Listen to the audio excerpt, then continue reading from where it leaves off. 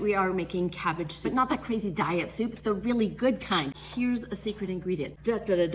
Pickle juice. That dill brine flavor is great with cabbage. It's great with potatoes, and so we're using it in this soup.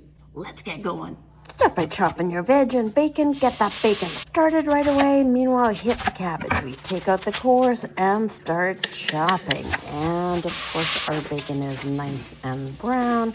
We drain it, and then we reserve 2 tablespoons of oil, keeping the drippings for another day. Sweating the onions and carrots, adding some seasoning, adding our potatoes.